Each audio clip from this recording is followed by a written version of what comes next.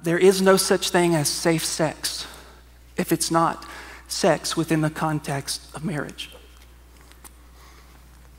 I mean, let's think about it. Just think about it. What is casual sex? According to our culture, casual sex is sex with no strings attached, right? Baby, I'll give you my body, but you don't get me. I love what one person told me one time, have you ever considered I might be using him? He's not just using me, I'm using him. In other words, it goes both ways. You only get my body, you don't get the rest of me, and the other person is saying, I don't have to have the rest of your drama, all I get is your body, that works for me. But what Paul is saying is that when you engage in sex, even though that may be your attitude, what you're actually doing is you're undermining your intimacy capacity.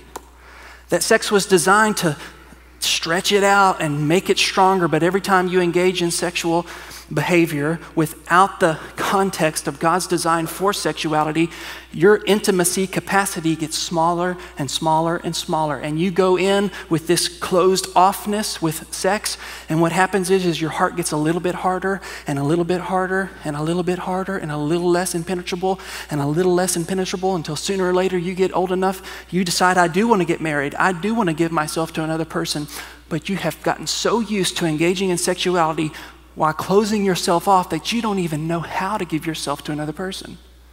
You don't even have any intimacy left to give.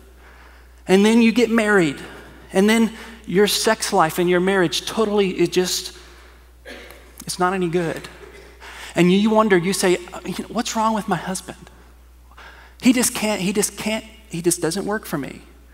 What's wrong with me?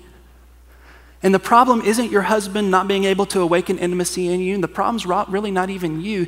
It's really not even anything in the present. The problem is past activity in which you gave yourself over and over and over and over again. And every time you did that, your intimacy capacity got smaller and smaller and smaller, because sex was designed to create intimacy in the context of marriage when you've fully given yourself socially, spiritually, economically, totally to another person. And when you engage in sexual activity outside of those confines, it actually does the opposite of what sex was supposed to accomplish.